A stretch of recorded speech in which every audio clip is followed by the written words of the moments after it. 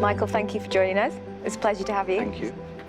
So you originally started out as an actor, and you were working over in USA and LA and New York quite a lot, and quite successfully actually, and you did a lot of training out there professionally, and you brought that back to the UK and established mixing networks in 2011, and you now host workshops almost every day of the week, and with the biggest casting directors and acting agents in the UK. That's massive. Thank you. Yeah, well, thank you. So just talk to us a little bit about why, what you experienced in the US and why you brought it over to the UK. Yeah, so I was acting, trying to get my name out there, trying to do it as well as I can in England. And I was getting a bit frustrated. I was like, there's nothing, there's no doors being opened. It always seemed like a little circle. So I took a trip to New York first and then LA. I went to both. And I just did some acting classes at a place called TVI Studios at the time. And they offered these like casting workshops, and I was like, what's a casting workshop? And they were just, oh yeah, we bring casting directors in and they teach you and you get to learn casting directors, but also you get to meet them and network and stuff. And I was like, this is amazing. And I did a few and like I ended up keeping in touch with some of the biggest casting directors in the US. And I got to obviously learn so much from these people who do the job every day. And this was 2011. I came back to England and I was like, right, I've got to find these like casting workshops. These are amazing. And I Googled it and I couldn't find, in England, no one was doing this. And I was 24 at the time. And I was like, I'm just going to do it myself. I'm just going to contact them and just say, look, I have this new idea, brought it from the US, contacted all the ones from the CDG website, which is the Casting Directors Guild. And obviously a lot of them was very hesitant, the casting directors. They were just like, oh, we don't know what this is, like we don't understand. But a few of them, I think I got Carl Proctor, Manuel Puro for the first few people, and just started up a workshop once a month at Spotlight. I think I did 2 back-to-back on like a Friday, and it's proved pretty well. Everything seemed to be going well, and then over time, reputations built and stuff. But it was just this mentality in England where you go to drama school for 3 years and you know everything, and that's it. You know everything you need to know about acting. You don't need to learn anymore. You just go out from drama school and you go and you work and your career goes on. And for some people that happens, but very, very few. Whereas what I found in America was like, you are constantly having to sharpen your craft, constantly working. And I ended up going to LA and working there as an actor. And I remember I was in this class called Margie Haber's studio, and the actors there, it was like very sort of advanced acting. They would come to class and I would recognize them from TV, and I'd be like, I saw you on like CSI, and they would come straight from set, straight to class. Really? That serious? Yeah, because they were just like, I can't let this drop. And they were just literally, as soon as they wrapped, straight to class. And I was like, that would never happen in England. So I tried to instill this sort of like message, like, look, you need to keep this sharp. And that's why I teach audition technique. I do so many workshops and stuff, just so actors know, like, you can't just go to drama school and know everything. There's so much more you need to know. But it's like any other thing. It's like if you were, I don't know, a martial artist, you wouldn't just do your black belt and be like, okay, I know everything now. You still do it. So I like to instill this sort of this empowerment to like keep going, keeping sharp. Doesn't matter how successful you are, keep learning. How does the acting scene differ from America to the UK? So I feel like in America they are so dedicated. English actors are known throughout the world as some of the best actors, which we are. But the thing about American actors is they're continually studying, sharpening their craft. I remember being in a classroom, like in an acting class, and some of the actors would come straight from set, straight to the class. And I'd be like, this is crazy, like you're working, like why are you in class? But that's why they were working, it's because they're constantly in class. Whereas in England, it's like I said, you finish your 3 years and you're done. But in America, it's like, got to keep working. Even the ones who book the jobs would somehow have their teachers on set with them, just so they can sort of help them keep getting better. And also what I also noticed with like auditions in particular is in America, when an actor had an audition, they wouldn't just sort of rock up, they would be off book. They would know, obviously, inside out. And also they would get a teacher to help them coach their auditions. So like everyone had to be on top of the game. Whereas in England, like I said, there's more of a relaxed attitude. It's like, oh yeah, I've got an audition, I'll go and see what happens. When in America, it's like, this is my audition. They're so much more confident and so much like on their game, on point. And it's something that is now trickling over to England, where it's like, we need to like step this up. Do you think that we, underestimate the importance of training and ongoing training in the UK? I think it's just a long-standing tradition of the drama school. Of, back in the day, when an actor would go to audition, one of the first questions would be like, oh, where did you train? And if he wasn't in like the top drama schools, it was like, I'm not sure about this person, yes. Which is totally false, because you could be an amazing actor and go to, classes once a week. And now it's slowly changing with the new generation of casting people and agents. But it was just this mentality that you just go to drama school 3 years and you'd know everything. Whereas Americans are just constantly, it's like instilled in them to be better. And I think it's to do with like the competitiveness maybe of American mentality, of like, you want to be the best. You always want to be the best. The only way you can be the best is by continually training. Whereas in England, we don't seem to have that mentality of like, I want to be the best. And I think that's the difference, and that competitiveness will drive you to be better. How has it actually been received over here? Have people warmed to it? Have they taken to it, or is there resistance there? Yeah. When I think I sort of mentioned when I first came here and there's no workshops, I was like, well, I'm going to start my own company, and I went on the CDG website. And I sort of went through all the casting directors, and I emailed so many of them, and quite a lot of them replied saying, "What is this about? Like, I don't understand this. Why are actors having to pay to do this and stuff?" And I was like, I had to explain, it's not an audition. They're not paying to an audition. They're paying to have a teacher come in who auditions people every day, who knows the ins and outs of casting. It's like, you can hire a drama school teacher to tell you about casting. They won't know about casting. The people who know about casting are the people who do it every day. So that's why they're the best teachers for these sort of workshops. And it took a while for casting directors to sort of understand about workshops, and I definitely had a lot of resistance from actors as well. Some agents who would reply saying, I can't believe you're charging actors for this. And I was like, you would go pay thousands for drama school, and I'm charging you 30 quid for 3 hours to learn and get as much information as possible. Like, a big part of the workshops is obviously the Q&A. But over time, obviously, people started to understand, and then one casting director would obviously be friends with another and be like, oh, I did these workshops, you should get in touch. And now, obviously, it's grown up, and there's like 10 and 15 different companies that have started it, but I was one of the first. So, on my point of view, I always try and step up my game. So I've made most of my workshops on camera.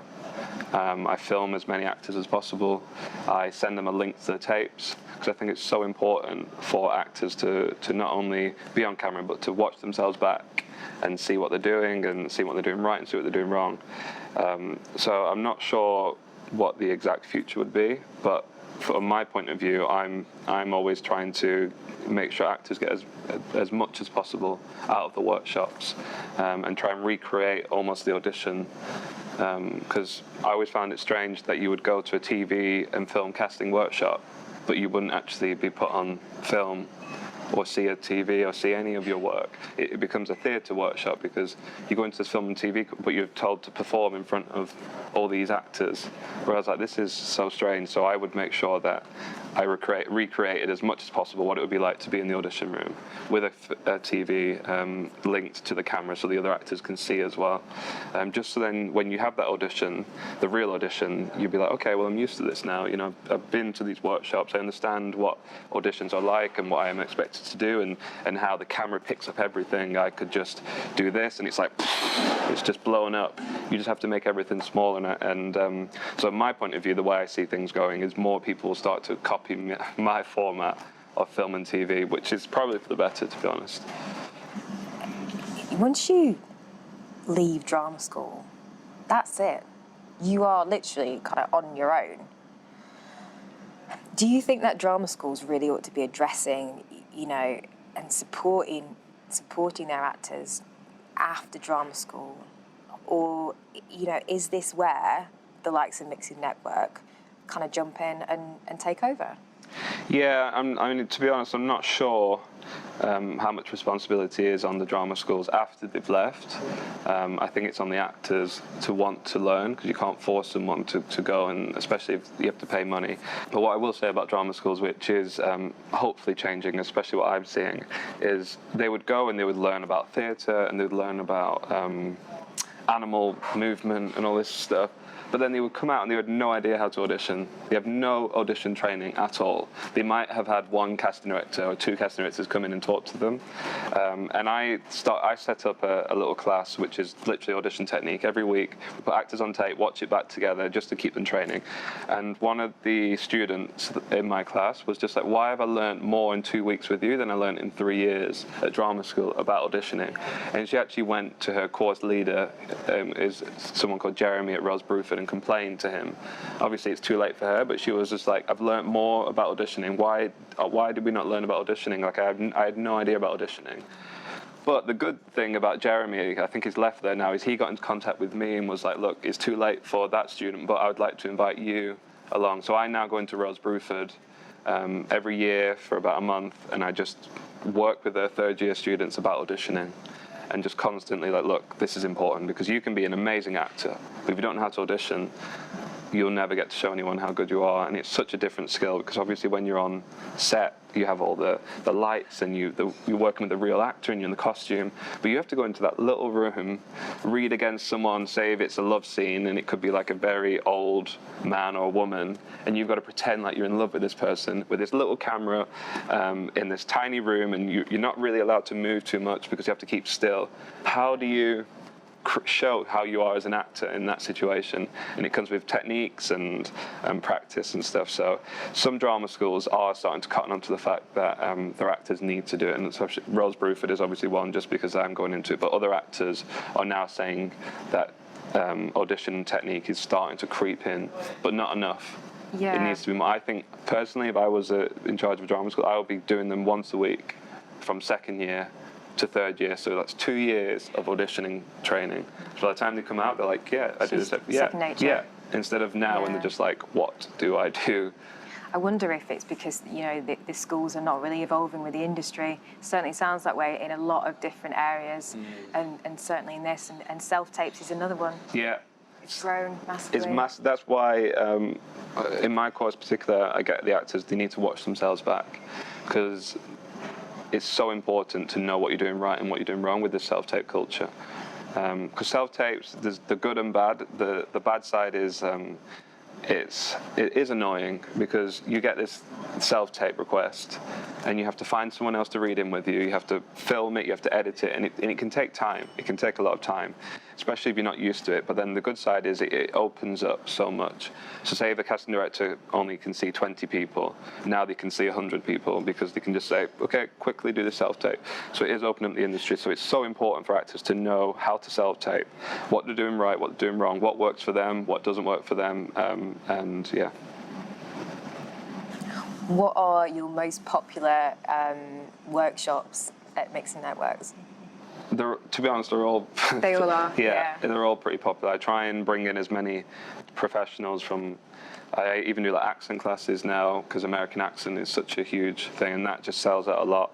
The agent panel, where I bring in agents on a panel, and they get to give as much advice as possible to actors, that always sells out. Most of the work, it's all pretty popular, because it's all to do with like industry. It's industry led. It's not you going towards like an acting class to learn how to be a better actor. It's more about gaining knowledge about the industry from professionals who do it every day. You have created a community for actors, and it's a place where actors and casting professionals and acting agents can come together. And that's, you know, how beneficial has this been for actors? And have you got any kind of success stories that you can tell us about? Yeah, it have. Well, obviously the workshops are never paid auditions, and obviously I have to stress that. But there has been times when actors have come along, and even if it's just indirectly, like they've come to workshops not knowing anything about auditioning, And then they've learned that casting directors are real people, because they have this like idea that they're these like big scary dragons, like do your best work, like Simon Cowell-esque. But they've realised that casting directors are just nice people who are just doing their job, and they've realised that there's nothing to be afraid of. Like casting directors want you to do well. Like that's their best interest, because if you do well, then they look good because they're the ones bringing you in.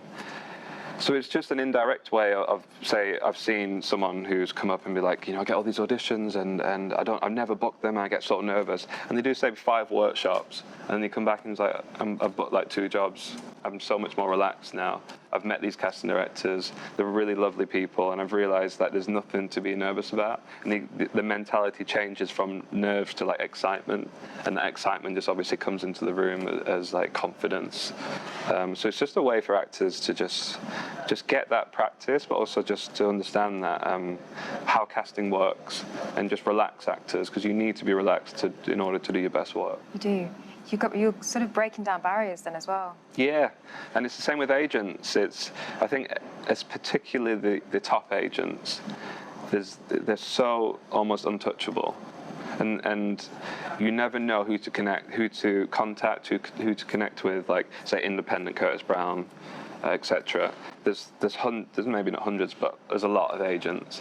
And if you just send your email off to info@independent, it's probably going straight into the bin. Your email that you spent an hour trying to construct. Yeah, and it's like, this will go to all the agents, and they'll all read it, and they never do. So yeah, particularly with the agent panel, I try and bring in obviously agents, and then actors can put a name to a face and get so much advice as possible. And again, realize, like, obviously agents aren't these big scary people that say no to everyone. They're under a lot of pressure, and I don't know. It's just nice to connect actors with these like scary professionals who aren't scary at all, agents and casting directors, and just realize everyone's just doing their job. Everyone's just trying to find their own way, and they're not being mean on purpose. They're not ignoring you on purpose.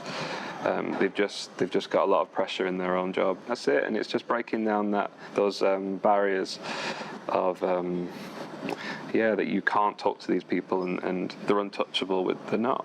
They're really not. You can talk to or casting directors, agents. You can contact and speak to them, and you'd be surprised how a lot of them will give up their time. But you just have to know the right people, in terms of, like, instead of that generic email, hi, blah, blah, blah. It's like you've met someone maybe at my panel, you've met someone somewhere, you've got their email address, and you're like, look, can I have some advice and stuff? And you'd be surprised how much time they will give up for actors, if they have the time. Yeah. Because I've had friends who have been like, these agents and casting directors are so busy. And I was like, have you actually emailed them and said, do you have time for a coffee just to chat? Not in like you trying to sell yourself in terms of like, I need representation right now. You're just like, do you have time? I need some advice. And they're just like, yeah, okay. We'll meet. It might be in 3 weeks' time, but they've met with these people and just give them genuine advice. Yeah. So yeah, I think it's important to sort of break down these barriers and build bridges between actors and these sort of working professionals. Obviously, sat in all these workshops, and I kept hearing a lot of very similar things said by casting directors, and mainly I kept seeing actors making the same mistakes over and over and over again. Simple things, right? Like, when you're on screen, obviously I try and film as many. If your screen is like here and your frame is here, this is one simple tip. Like, if you lean forward, I'm not going to do it, but if you lean forward, if your head's here, your head suddenly shrinks like this. And it's just you never lean forward in an audition, because it just doesn't look good. And that's just like one of like many technical things that I kept seeing actors make the mistake of. So I was like, I need to do something about this. So I'm going to start my own class once a week on a Tuesday, just putting actors on tape, letting them watch themselves back, and explaining what works and what doesn't. And all the insight I have from casting directors, like I have like something from Andy Morgan here that I would say, something from Roland Beckley that he would say, and it would basically be like 50 different tips that I think worked so well, all here, and I would like relay them on to the actors. And then that proved popular. It was like once a week, and then I did a Monday class, and now I'm doing 3 classes a week, and it's close to be 4 classes a week. It would be like Monday, Tuesday, Wednesday, Thursday, and I have someone called Siobhan Birmingham, who's great, who helps run all my workshops for me. But like this month in particular, I decided to take a little break off teaching, not all the classes, because I need to reconnect with the casting directors and understand what's going on. But I have so many tips and knowledge from just sitting in and learning. And I remember in December I took a month off teaching, and I was like, okay, I need to know what the casting directors are saying, what are the top tips. And the one thing that they kept saying was to keep it small, small. Because actors, obviously, especially come from theatre, think they have to like show all this emotion, whereas like the camera's like right there, like you could just like move your eyes and we see everything. And then there's this director called Lawrence Moody, who's worked for years and years and years, who's great. And I stole like a quote from him, which I say to all my class, which is, speak softly but think loudly. So just like now, just have a conversation, but make sure your thoughts are like exploding, or you're feeling it inside, and we will see it through the eyes. You don't need to show us anything. You really don't need to show us anything. Just feel it, and we'll see it. Just make it super, super small. Yeah, I think that in itself is quite difficult for actors. Yeah. And it's a skill to get used to, isn't it? Because the discipline of theatre compared to acting, screen work, they're two different things. And it's so hard to just do nothing. Just do nothing, because you think, how can I do nothing? Obviously, don't do nothing. Have it all inside. But it's just training yourself and trusting yourself to know that if you're thinking it or feeling it, we will see it through the eyes. We're right here. The screen is here. The camera's there. The microphone's there. The actor's just there. You don't need to be like, oh, I'm so annoyed. Just be like, oh, I'm fucking. Sorry. Just be like, oh, I'm so annoyed, and we'll see it. Just if you want to say, for example, you're angry in that audition room, you don't need to shout. It's too much. It's too much to shout. Just bring it inside and just say it through gritted teeth. It's so much more powerful.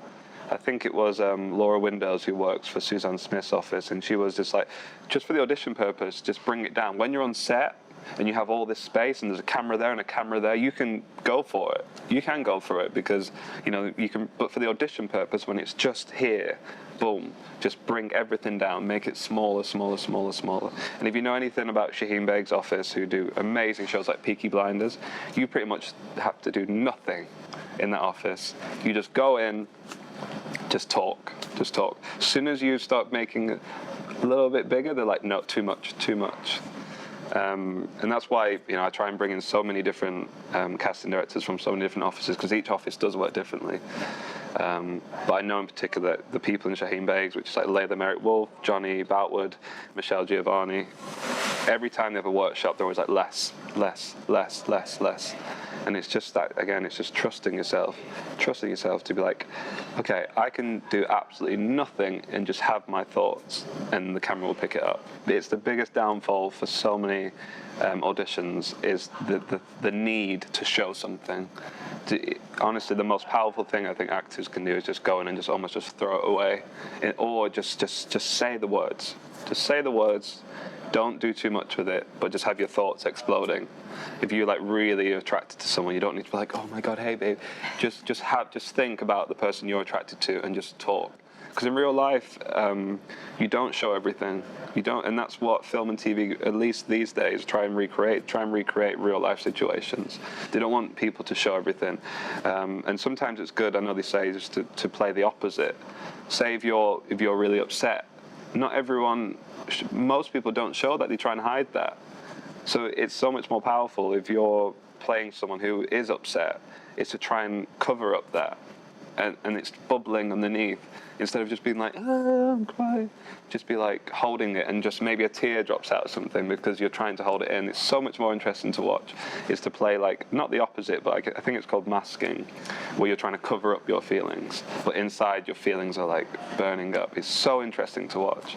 And it's just actors having that trust in themselves to not try and do too much. And I promise you, casting directors will always respect actors who just go in and just try not to show everything and do too much. If they just say the words and feel it, it's more than enough. They're the ones who book the stuff. Yeah. Are there any kind of key bits of advice that consistently pop up from casting directors? Yeah. So I have a few like mantras, a few sayings in my class. One of them is when you go into the room, be confident. Confidence is so important. I have a director friend called Nick Cohen who comes in to do workshops, and I was chatting. I was like, outside of talent, what do you look for? And he's like, confidence. It's like you don't understand the pressure directors have. The last thing they want to think about is having to build up their actors. They want actors to just come in the room, just do it, own it, and then leave. And then the director or the casting director can be like, that's someone I can trust on set. If there's 10 minutes left and we're behind schedule by 6 hours, I don't want to have to bring an actor who's going to be shaking. I want to be like, they can do it. So confidence, even if you're not confident, fake it. Don't ever, ever, ever let them know you're nervous, because I promise you that is usually like a no straight away, because it's like, how can I trust you on set with 200 people, extras, big actors sometimes, lots of crew and stuff, and you're nervous in a room like this? And I know it is nerve-wracking, you know it is, but you have to hide. If your leg's shaking, you hold it still. You just pretend to be confident, and then it comes through. Always understand that when you're going to an audition, there's so many reasons why you won't book that job that you have no control over. You look too much like the lead. You look nothing like the lead. So the mentality which I tell my students is you go in there to book the room, not the job. And what I mean by that is you go in, say to Nina Gold's office, which is obviously one of the biggest ones. Don't think, oh yeah, I need to get this part. You need to go in confidently, do the best of your ability where, okay, there's a reason why you're not getting that part that's out of your control, your looks. But they'll remember how good you were, and they'll bring you back for the thing they're casting next week. So don't ever concentrate on that one part. I need to get that one part, because I said you have so many reasons why you won't book that part. If you're going with the mentality is like, I'm going to show them who I am, I'm going to show my version, I'm going to show them confidently what I can do, you might not get that part for, like I said, reasons out of your control, but they will remember you. That's their job. If you did a great audition and it goes down to you and say 3 others and you didn't get that, they'd be like, oh, we're casting The Crown Series 3 next week. Let's bring them in for that instead. If you don't get that, it'd be like Game of Thrones or whatever it is. They'll keep bringing you back, and that's how it works with the reputation. So don't put pressure on yourself with that one job. And then I have 3 good tips for casting. One of them is to think about shifts. You never want to play the same emotion throughout the whole audition, because it's boring to watch. Very, very, very, very rare will an audition piece just require you to play the same. So find out where that shifts are. Everything that's been given to you as an actor, there's a reason for it. There's usually a shift in there. The directors, casting directors haven't just picked out a random bit of text and been like, just give them that, it's fine. They've been like, this is a good bit because this has this part of this audition in. So make sure that sometimes you'll start somewhere and go somewhere else and then end up where you started. That's fine, that's 2 shifts. But very rarely you'll start and end in the same place. So find that shift. And it doesn't have to be a big shift, it doesn't have to be angry to sad. It could be something very subtle. So think about that. Make sure that you don't play the same emotion, because it is samey and boring. Think about environment. Where are you? Say, for example, you're having a sensitive conversation and you're in a cafe. Maybe you might want to whisper what you're saying because you don't want the person understanding you, and it's something that you don't think about, because obviously you're in a tiny room and you're just talking to someone. But the only way we can ever believe you're in a cafe is by you believing it, and it could be something as subtle as like maybe you see the waiter walk past very subtly. Obviously when you do over too much, it's distracting. Very subtle. And then lastly is relationship. Who are you talking to? You talk to your mum differently, you talk to your sister, you talk to your boyfriend. So think about who you're speaking to. Is it a stranger? Is it an ex? Sometimes they don't tell you, so you have to come up with your own things and think, what's the most interesting person I could speak to? Because if you just talk to them, you have no idea who they are. And relationship also comes with a status. Is this person your boss? Are you their boss? You're going to speak to them very differently. So as long as you think about shifts, environment, relationship, be confident, keep it small but have loud thoughts. There's a lot to think about. That's why it's important to keep doing, and it takes practice, but if you keep doing it, it will come. I think most actors of the UK at some point will think about making that trip to LA. What would be your advice? So from my personal point of view, it's hard for me to be like, don't go out there,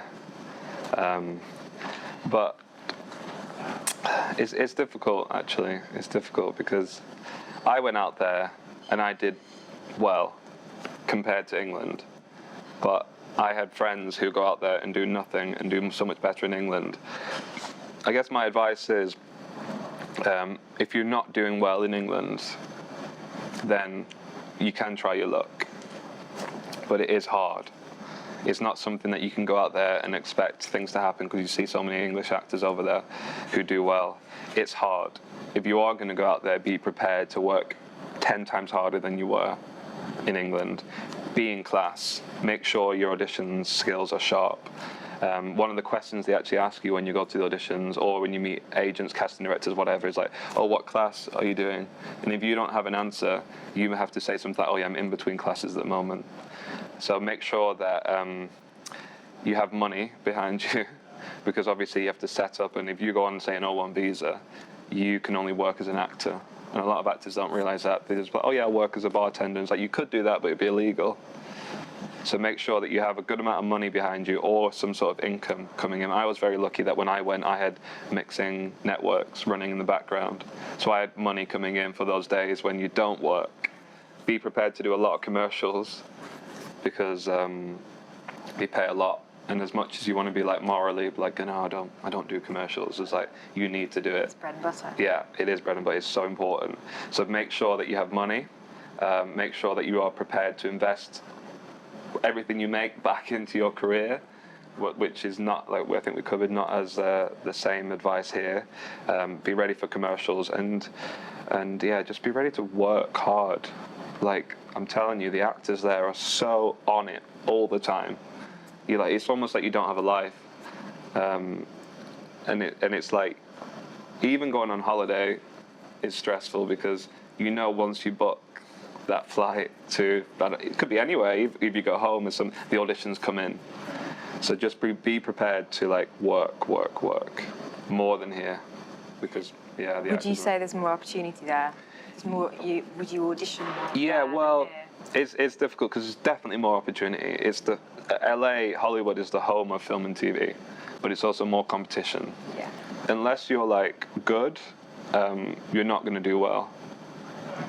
You have to be like on it. You have to be very good, and be ready.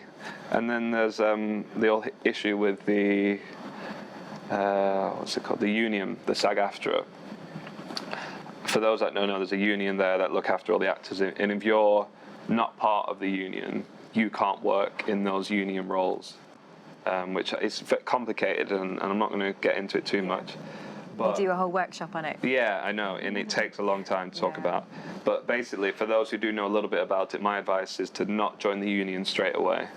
Do the non-union jobs first, build up a bit of credits, build up some networks, and then eventually, obviously, you want to be in the union because then you can do all the big jobs. But my advice is, don't join the union straight away. Do as many non-union work as possible, because all the non-union actors, or most of them, especially Americans, are just like Bill from Ohio, who's just rocked up and has no acting credits. And obviously you, who hopefully is trained and are successful and done something, you're going to be so much better than them, and you're going to book those non-union jobs, but they are low paying. So book some of those and then work your way into the union stuff. Yeah. But yeah, there's definitely more opportunities. I know this is a bit of difficult to kind of keep concise, but in terms of getting a visa for LA, you had some pretty clever ways of getting it, didn't you? Is there any advice that you can offer to people? Yeah, one is make sure you have credits in England. Like the O1 visa in particular is described as an actor of extraordinary ability. If you've done 3 student films and a play above the Red Lion, you're not going to be considered an actor of extraordinary ability. It doesn't have to necessarily mean like being all the biggest films, but make sure you have 1 or 2 TV credits. Some good, even if it's an indie film, make sure you lead roles, and even like the fringe theatre, make sure it's good fringe theatre and you're some of the leading roles. So don't expect that they're going to give you a visa just because you've done a couple of like low-paying jobs. So work here first, build up some reputation, build up some good credits, and then go for it. And I've heard now since the new presidential President Trump has come into power, they've actually made it harder for immigrants to come in. which includes actors doing the O1 visa. So when I went in 2012, I thought it was hard enough then. But I have friends now who aren't even going to the embassy in London because they're rejecting so many people. So they're having to fly to Belfast or go to Paris, even though they're London-based. And then you have to like make up an excuse like, oh yeah, my family live here or something, because they're going to question you, like, why did you come to Belfast when you have a London one? And the real reason, obviously, is that London are rejecting more and more people. So just understand that it is getting harder and harder and harder. But if you have enough credits and enough will in the world, then you can do it. But yeah, just make sure that's really it. That's the main thing. Yeah. Just make sure you have the credits. Yeah. So. And any kind of photos and all those kind of bits to help. If you want to do it, so start building up things like for example, I'm from a place called Preston. They have a local newspaper. I contacted them and said, look, I need some more press. Can you do an interview with me? And then I did one, and then 6 months later, can you do a follow-up interview with me? So start thinking about press now. If you have friends who write for magazines, internet articles, start asking them, get as much press as possible, because in order to prove you're an actor of extraordinary ability, you need to show that you are in the press and doing well and doing all these great things. Do you hear of actors going without visas? Yes, I'll always advise not to do it.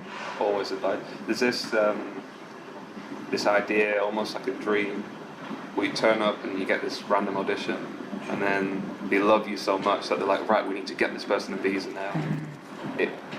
Maybe it's happened once or twice, but pretty much it's very unheard of. One of the questions when you sign in or when you audition is like about your visa. They want to make sure, because it's illegal. Like, as much as you're like, oh yeah, we are actors, I'm auditioning and stuff.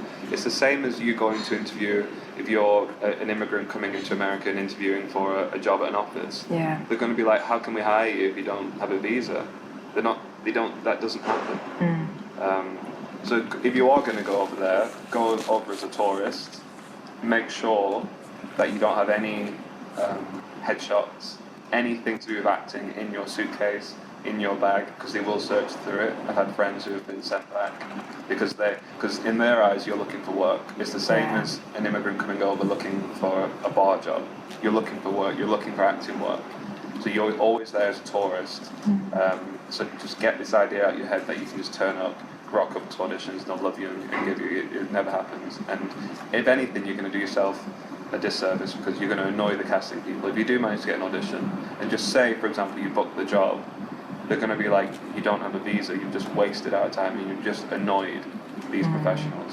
So yeah, I always advise to go over there, first of all, to see if you like the place. Because it's very different, isn't it? So it's different, it's such a different environment. It's not for everyone. So there's no point going to a country or a place that you hate, because that will come through in your work.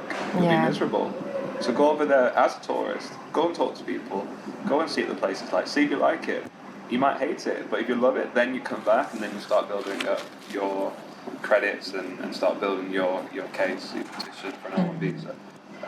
But yeah, don't go over there to audition, ever, if you don't have a visa.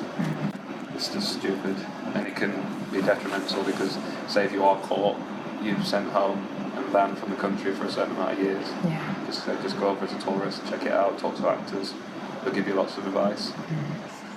So with all the knowledge and the experience that you have now, is there kind of one piece of advice that you would say to yourself back when you were just starting out? As an actor? Yeah. I'm not acting anymore, by the way, just to put that out there. Because I realised I'm now director and producer. I think it would be a better understanding of the industry, and in particular auditioning. I remember I had an audition for, is it Sinbad? I think it was Sinbad, but Dan Hubbard was doing it. And all the stuff I teach my class about what not to do, I did. I went into the audition, first thing I said is, guys, I'm so sorry, I'm really nervous. First thing out of my mouth, which I know now you shouldn't ever say, because they're not going to trust you on set if you're saying you're nervous now. Shaking, doing everything wrong, getting all my lines wrong, holding my audition script, which I should have been off book, but I just kept it anyway. And it's just about how to audition, Like, I could act, at least I thought I could act, but I had no idea how to audition. Just understanding that what casting people do and what agents are doing, and thanking the casting, even the ones who would bring you back for callbacks and stuff. even if you don't book the job, because it's not their decision, it's the director's decision. Yeah. Just to let you know, I just want to say thank you for doing that for me, and not in a way to like, oh yeah, thank you. If I thank them, then they'll bring me back again. Just as a genuine thank you for trusting in my ability and giving me an opportunity to act in front of the director and producers and stuff. So I just wish I understood about auditioning, which is part of the reason why I want to teach actors now, and I'm very like big on like the casting workshops and stuff, because I want them to understand that you should thank your casting directors and thank your agents, because they're working so hard, sometimes for very little. So especially agents, they work so hard. My agent friends, if I'm like, can we meet up? They're like, okay, I'll see you in 5 weeks, because they're going to the theatre to see their clients. They're working, networking and stuff, constantly working. And a lot of agents, you know, especially actors, we moan about them all the time. Yeah, there are some bad agents out there, but I don't think they understand how much work agents do. Yeah. When they're like, yeah, I'm not getting any auditions. It's like, yeah, it is hard. It's very competitive, but I can promise you that that agent, especially if it's from like one of those reputable agencies, I'm not talking one of the big ones, they are working they're really, really hard for you. They are calling, they are emailing, they are pestering casting directors. Yeah. So when you're out there moaning about your agent, oh yeah, they're not getting auditions, it's not that easy. You should like give your agent a break, and especially if you get auditions, make sure you thank them and be like, thank you so much for, because it's hard to get an audition. There's 60,000 actors on Spotlight, sometimes 2,000-3,000 submissions for 10 spots. So it's hard to get in there. It's so hard. So when you do get in there, make sure you thank your agent, thank the casting director. And that's what I would want to change, is to be more grateful to the people working behind me. Yeah. For doing what they did, and because obviously I was so clueless about the industry. I think that's a really, really good one. And I have started saying thank you more to casting directors now as well, and I think it's something that only clicked with me only recently as well. Yeah. And I wonder if it's because people feel like that, are they hassling them, or does it look like they're trying to be, brown nosing, or are they, as long as it's a genuine thank you, and it's not like, thank you for bringing me in. Also, if you want to bring me in again, then it's like just that's the part when it is brown nose. Just a genuine thank you so much for giving me an opportunity. Yeah. And that's it. That's all you need to do. And obviously, if you book jobs, send them a card, send them a gift basket. Not asking them to, especially if you've earned a lot of money from that job. Yeah. Say, for example, it's a commercial and you've earned £5,000. What's 40 quid for a bottle of champagne to your agent? Yeah. It's such a small percentage of what, and I know they're doing their job, but I promise you it goes such a long way. And it's something they do a lot in America, and that's another part. Whereas in England, we don't really do it. So if you're the actor who sends your agent a bottle of champagne, sends a casting director a fruit basket, obviously you're being genuine about it, but they'll remember you even more, and it will actually be better for your career down the line. Because you're building relationships, aren't you? You are. Yeah. It's so important to be grateful for the people who are giving you opportunities and opening those doors, because it's such a competitive industry and so many people want to do it, and I know everyone knows it's hard. So when you have those opportunities and those doors have been opened for you, just know that they've worked just as hard as you trying to create that for you. So, and if you don't even say thank you, then it's just like, well, why should I work for this person if they're not even grateful? Yeah. So yeah, that's what I would definitely do. So you direct and you produce now, and I wonder kind of how your experience in acting as an actor and also at mixing networks is shaping how you are directing and producing when you're working with actors. Yeah, there are times when I think I acted for too long, in terms of like I should have moved back to directing quicker, but I shouldn't really think like that, because it taught me so much about actors' process and what actors think being an actor. Because a lot of directors, some of them are really good with actors, but a lot of directors are very technical or shot focused. They're not trained, are they? No. Usually, no. Not with actors. No. And our film schools have a small little block where they do work with actors, but it's not enough. And a lot of them are scared of actors, because actors sometimes are quite confident and outgoing, and a lot of directors are quite shy and they don't understand actors' process. So I am grateful that I was an actor for 8 years or so, because I learned about what ticks with actors, how they work, what works. For example, I made a short film recently about homelessness, and the lead, who was like a homeless guy, I literally sat with him or spoke with him every day up until we were filming about the backstory, how important it is, and how important his thought process was. Whereas I feel like if I wasn't an actor, I would just be like, just do it, just do it.